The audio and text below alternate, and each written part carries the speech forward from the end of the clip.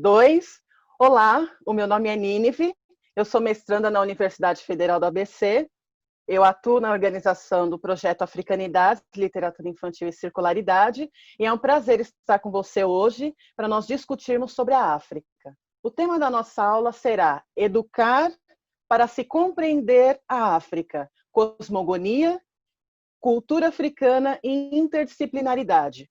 É muito importante nós discutirmos a interdisciplinaridade quando vamos falar sobre África, porque não é possível compreender a África em sua singularidade, em sua diversidade, em sua plenitude, se nós não incorporarmos conhecimentos de outras naturezas.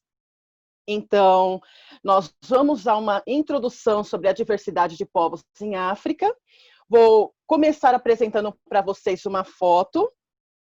E a primeira foto que eu trago para vocês, ela... O computador travou aqui, peraí. A primeira problematização que eu vou colocar para vocês é tribos não, sociedades africanas. Por quê? Muitas pessoas têm o costume de dizer tribos ao se referir sobre a população nativa em África, porque parte do pressuposto de que ali não existe Estado, ali só existe pessoa tocando tambor o dia todo, ali não se trabalha, ali não se realiza nenhuma atividade semelhante ao que se faz nas sociedades ocidentais. Isso é um equívoco. Na maioria das sociedades africanas existe um Estado, existe sim aspectos da religiosidade, mas não é todo o tempo que se toca tambor, não é todo o tempo que se dedica à musicalidade. Então, por esse motivo que nós precisamos modificar a nossa abordagem quando nós falamos sobre África.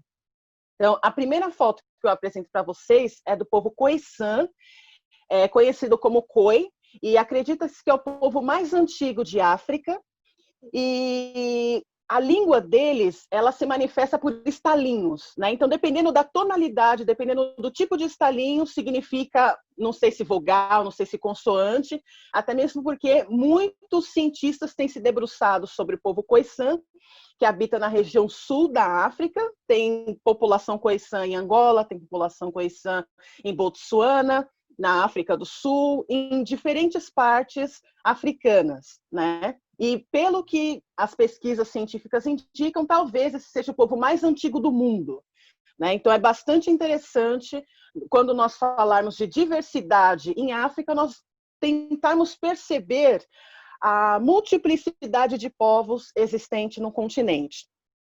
Além do povo Khoisan, apresento para vocês também o povo Iorubá, que influenciou e ainda influencia muito na nossa cultura afro-brasileira. O povo Iorubá foi arrancado de Nigéria especificamente, né? Porque se a gente for se referir ao Iorubá como um povo, eles estão tanto na região da Nigéria, como também na região do Togo, também no Benin, só que em menor quantidade, né? Quando nós falamos de Iorubá, nós normalmente nos remetemos à religiosidade, nos remetemos aos orixás, e por esse motivo a Nigéria acaba se tornando o centro dessas discussões, não é?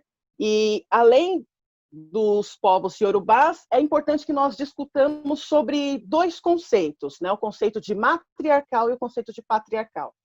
Não é exatamente assim que as sociedades africanas se caracterizam. Só que quando nós começamos a lançar o nosso olhar para estudá-los, nós acabamos usando essas definições para dizer sociedade matriarcal, aquela sociedade que tem maior protagonismo feminino, e sociedade patriarcal é aquela que tem maior protagonismo masculino.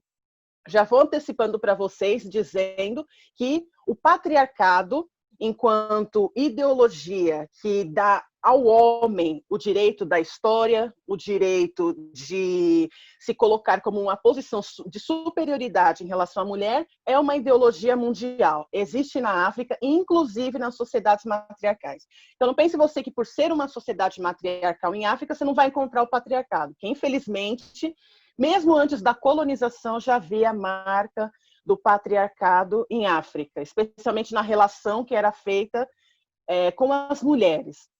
Então, como exemplos de sociedade matriarcal, vou apresentar para vocês Imba, que é uma sociedade que é localizada em Namíbia e também em uma parte ali de Angola. Como são povos nômades, eles não têm uma região geográfica fixa.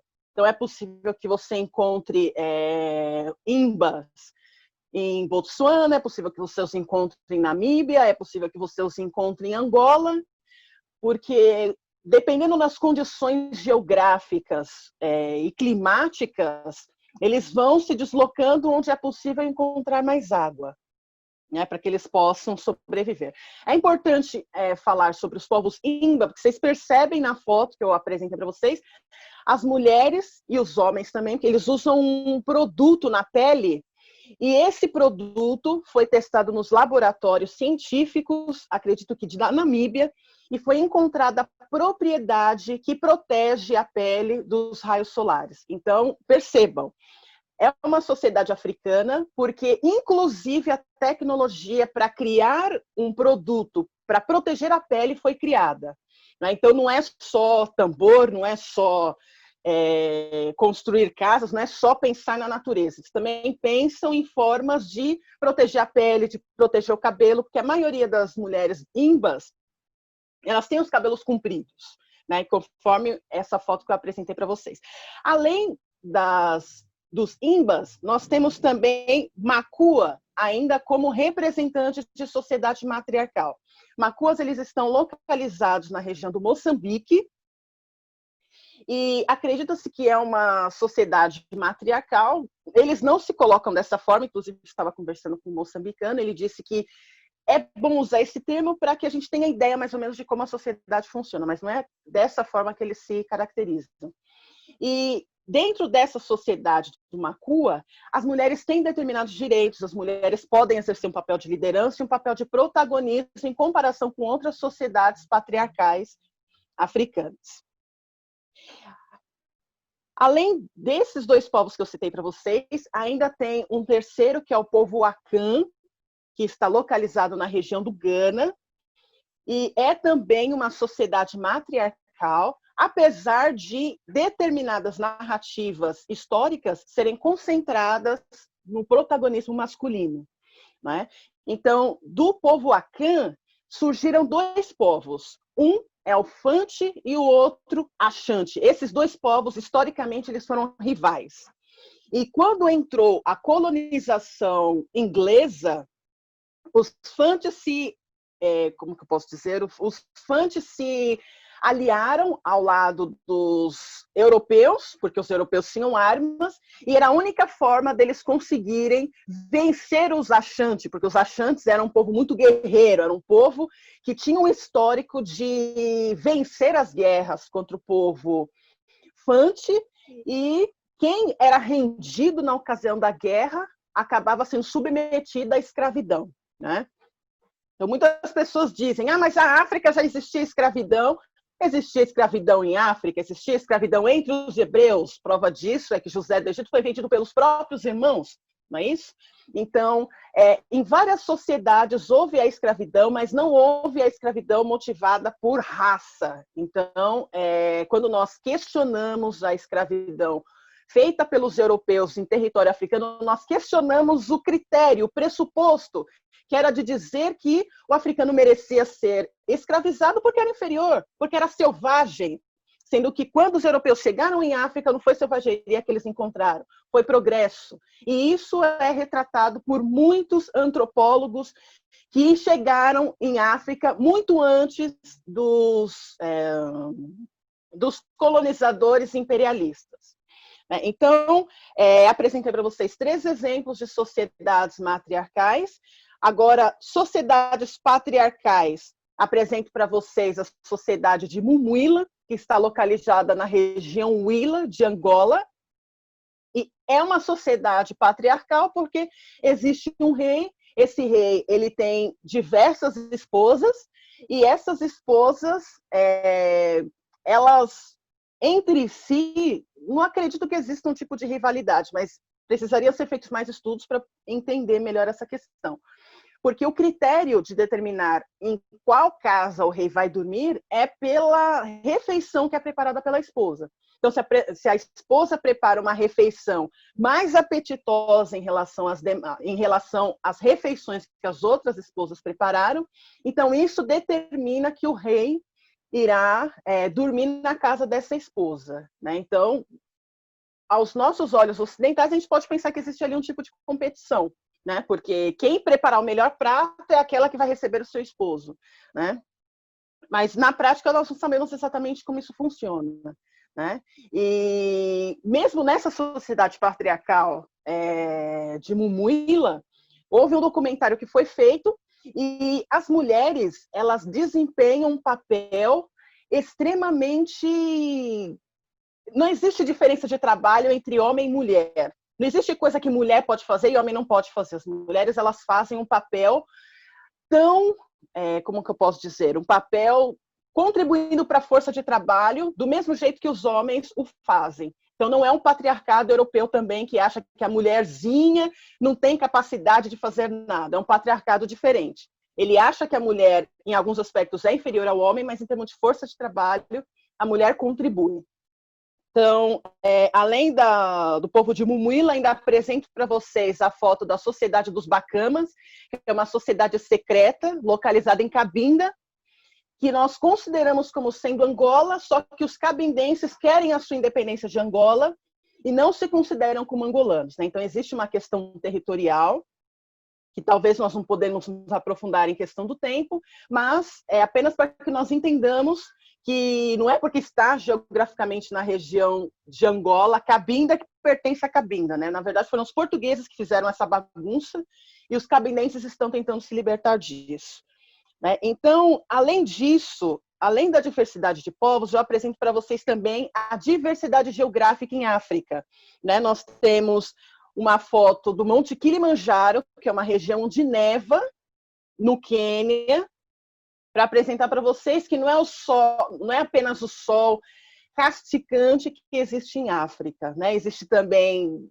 a neve, existem locais em que se passa muito frio, e nem tudo também é floresta, né? Como a imagem do Monte Kilimanjaro mostra para vocês.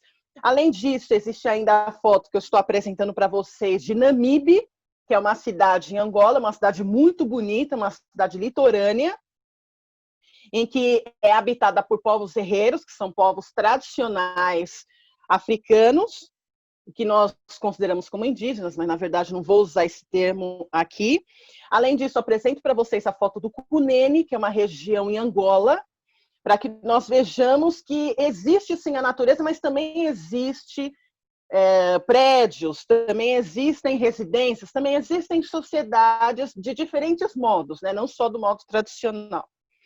Além disso, apresento para vocês a foto de Benguela, também em Angola, para que vocês verifiquem que eles estão mudando a infraestrutura da cidade.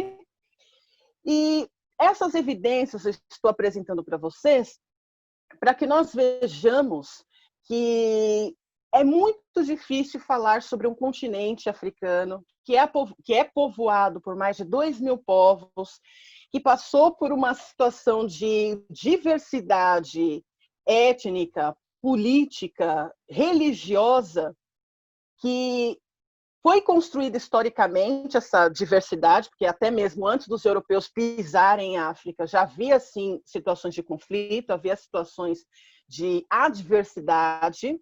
No entanto, esses conflitos pioraram especialmente com a presença do europeu, porque ali, quando o europeu chegou, é que foi constituída a ideia de raça, a ideia de raça baseada na cor da pele, e que inferiorizava o africano, que dizia para o africano que ele não tinha religião, que ele não tinha alma, que ele não era gente.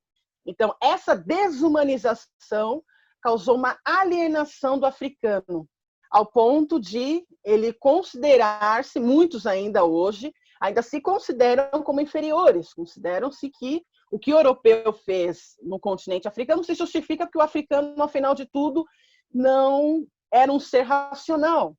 Então, a partir das guerras de libertações anticoloniais, é que começou a se reivindicar a libertação de Angola. E nesse contexto, eu chamo vocês para um intervalo, porque na próxima parte nós vamos falar sobre a gênese do meu projeto de mestrado e como as cosmogonias africanas se intersectam nisso.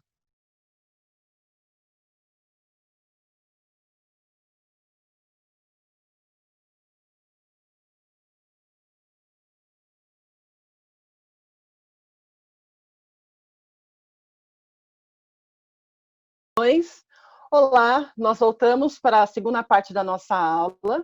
O tema que nós estamos discutindo hoje é educar para se compreender sobre a África, cosmogonia, interdisciplinaridade e culturas africanas. No primeiro bloco, nós discutimos sobre as culturas africanas e as complexidades envolventes. E agora, nesse segundo bloco, eu vou apresentar para vocês a gênese do meu mestrado. Então, eu apresento para vocês a foto de um livro que foi utilizado para mim como referencial teórico no projeto dirigido, né? Então, eu sou formada em física na Universidade Federal do ABC, e quando eu estava no último ano de graduação, nós precisávamos fazer uma disciplina que é parecida com o projeto dirigido, não é a mesma coisa, porque a UFABC tem um outro projeto pedagógico, e eu, muito interessada por estudar as cosmogonias africanas, eu comecei a pesquisar quais eram as literaturas que tratavam sobre isso, né? E aí o livro que eu usei como referencial é esse que eu mostrei na foto para vocês. E esse livro, ele foi escrito por um renomado historiador da ciência. E nesse livro são apresentadas algumas teorias que explicam a origem do universo. Então, ele apresenta a cosmogonia dos povos indígenas localizados na região da Amazônia. Ele também apresenta a perspectiva de criação do mundo dos povos babilônios, indianos, europeus. E eu percebi uma ausência das cosmogonias africanas, né? E, inclusive, numa das partes do livro, é apresentada a foto da Nut, que é a deusa do céu na perspectiva dos egípcios, só que essa foto é apresentada quando é discutida a filosofia grega, né? E aí isso me ficou com a pulga atrás da orelha, porque realmente, quando nós falamos de desenvolvimento científico, nós tiramos os egípcios da jogada, né? Como se os egípcios só tivessem feito mitos, como se só tivessem feito religião, como se as pirâmides fossem só tumba para os faraós, né? Então, nós negamos a racionalidade dos egípcios e nós superestimamos aquilo que foi produzido pelos gregos, né, no mundo antigo, né? Não só os gregos, mas também pelos babilônios. E aí, quando a gente chega nos africanos, existe realmente um abismo, porque não se discute sobre isso. E no ato de desobediência epistemológica, eu resolvi ir para o mestrado e me aprofundar na epistemologia africana. E decidi investigar qual é a ideia de origem do universo que os povos africanos possuem. Então, esse era para ser o meu mestrado inicialmente, né? Então, discutir a perspectiva de criação do universo de acordo com os povos africanos. Conforme fui me aprofundando nas pesquisas, eu comecei a perceber que apenas relatar as cosmogonias africanas não seria justo do ponto de vista epistemológico, porque os povos africanos fizeram muito mais do que só estabelecer cosmogonias. Então, ao estudar a cosmogonia banto, eu decidi subverter a ordem. O que eu quero dizer com isso? Ao invés de chamar apenas como cosmogonia, eu resolvi intitulá-la como filosofia natural.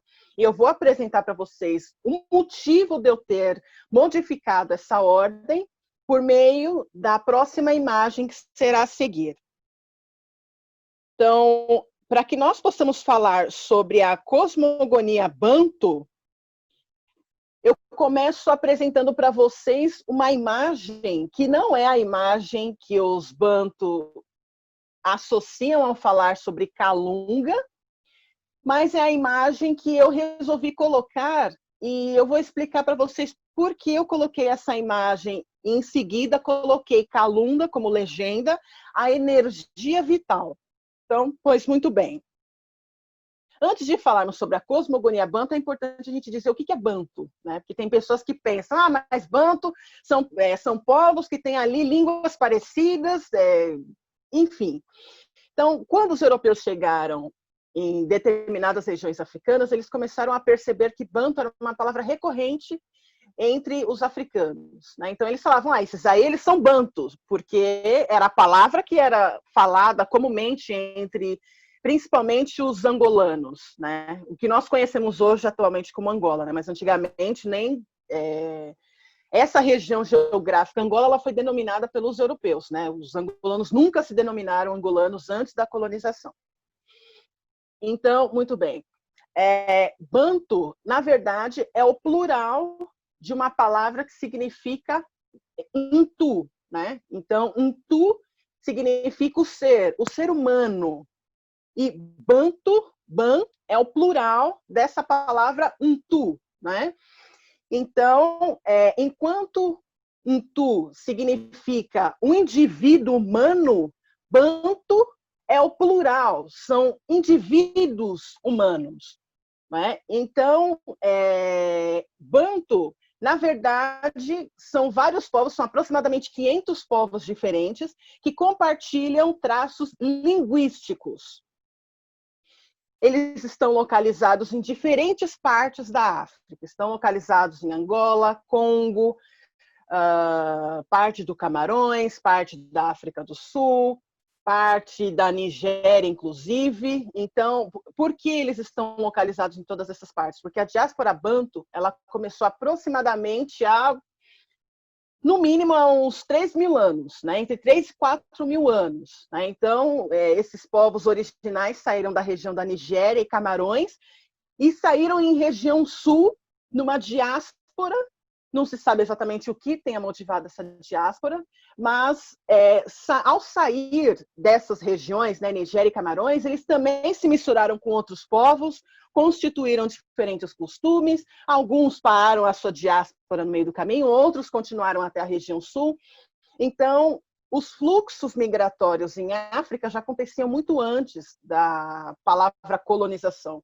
Então, por isso que a gente tem que ter muito cuidado ao dizer isso é tradição do Banto e isso aqui não é, porque com esses fluxos migratórios, né, houve trocas entre diferentes sociedades africanas. Né? Então, tudo isso para dizer para vocês sobre a cosmogonia Banto e para que a gente entenda mais ou menos do que a gente está falando quando fala em cosmogonia Banto. Então, Kalunga é o deus supremo para os povos Bakongo. Bakongo são um dos povos Banto, porque dentro dos povos Banto existem aproximadamente 500 sociedades africanas diferentes.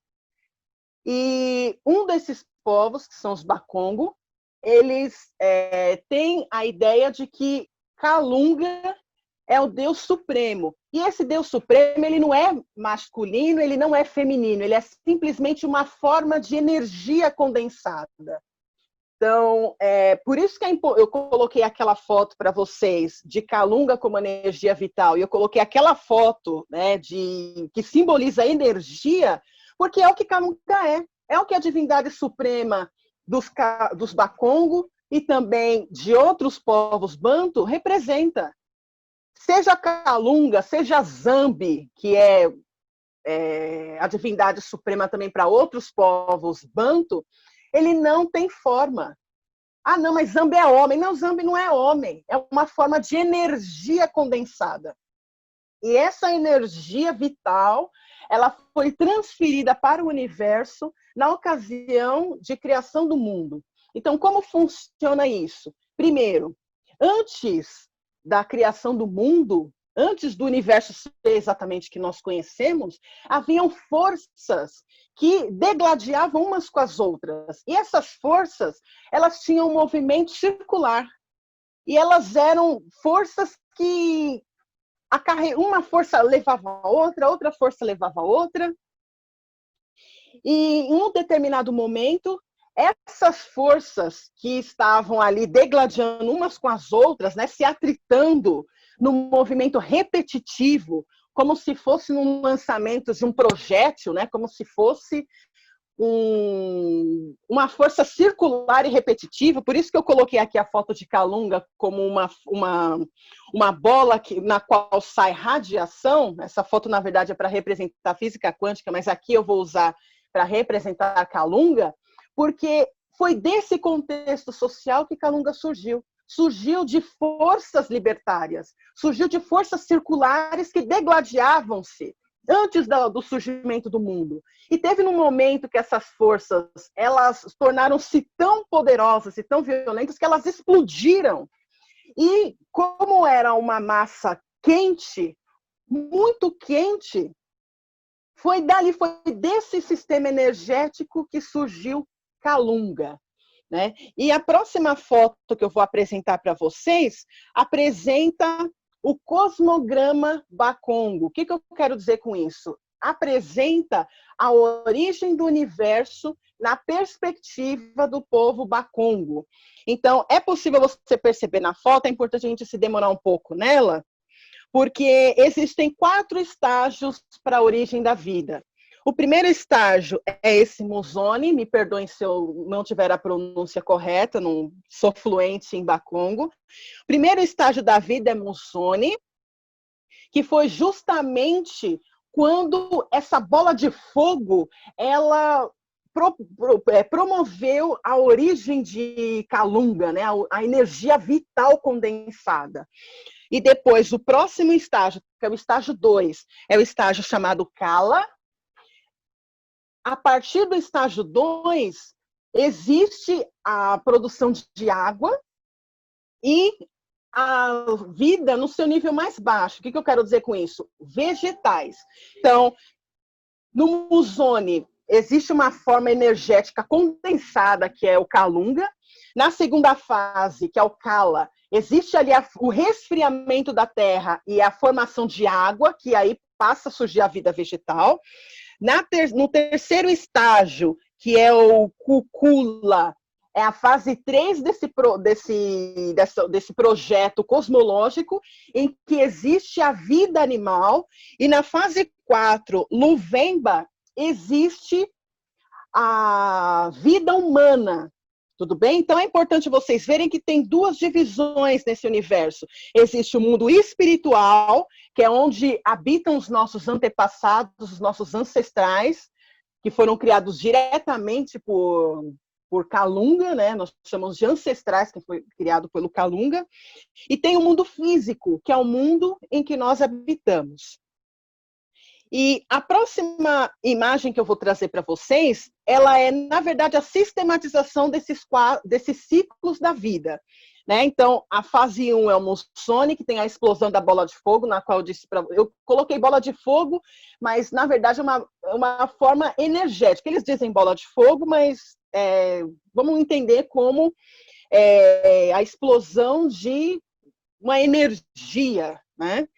Na fase 2, o resfriamento e início da vida vegetal. Na fase 3, tem o surgimento dos animais. Na 4, o início da vida. E a próxima foto que eu vou apresentar para vocês tem o Dikenga, que é o cosmograma do Congo, que explica a nossa vida. Explica porque, para os Bakongo, o início do universo está associado também com o ciclo da nossa vida. Então, em 4 ciclos acontece a origem do universo, tudo bem? Do mesmo jeito, em 4 ciclos acontece a nossa vida, porque no primeiro ciclo, Musone, que eu falei para vocês, é quando existe o nascimento da criança. Isso está aparecendo aqui no Dikenga,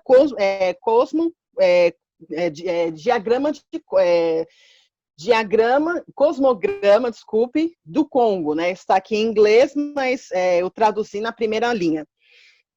Então, na primeira fase, em que nós vemos que é o Musone, existe o quê? Existe a origem da vida humana, que é quando surge o encontro entre o óvulo e o espermatozoide. Então, aquela parte ali é o Musone, que é o início da nossa vida.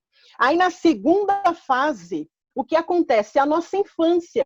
Enquanto nós estamos aprendendo as nossas palavras, quando nós estamos aprendendo o que é a cultura humana, então, ali está a nossa segunda fase. Né? Então, veja a conexão entre nós e o universo. Né? Então, na terceira fase, é a nossa vida adulta, quando, tecnicamente, nós já deveríamos ter incorporado os valores de ética, os valores de moral, os valores de respeito a outras humanidades. Então, esse é o terceiro ciclo da nossa vida. O último ciclo é quando nós nos encontramos com a morte. E a morte para os Bakongo e para a maioria das sociedades africanas não é o fim definitivo, é apenas um recomeço. Porque quando você morrer, você passará para outra dimensão, que é o mundo espiritual. Então, não existe a morte definitiva para a maioria das sociedades africanas. E para os Bakongo é assim, a vida é um ciclo. Então, morreu hoje, será o nosso antepassado amanhã. Então, é essa perspectiva que é trazida por eles. E ainda é importante a gente conectar isso tudo à filosofia Ubuntu. A filosofia Ubuntu, apresento para vocês uma frase do professor Dr. Severino Ingoenha, e diz assim: o ser sem um outro ou sem alteridade não tem sentido. O sentido está na partilha de um bem comum. Então, desde a infância, desde o nível 2 da nossa existência, nós estamos aprendendo sobre a partilha, sobre o respeito, sobre a ética e os valores humanos. Então, essa é a epistemologia africana, que nós somos convidados a questionar essas noções de individualismo. Então, o último pensamento que eu deixo para vocês, antes de nós encerrarmos, não se compreende a África em sua singularidade, ao mesmo tempo em sua diversidade, sem a interdisciplinaridade. Apresento isso para vocês num slide, porque é fundamental isso, e é importante também que nós possamos nos aprofundar na questão teórica.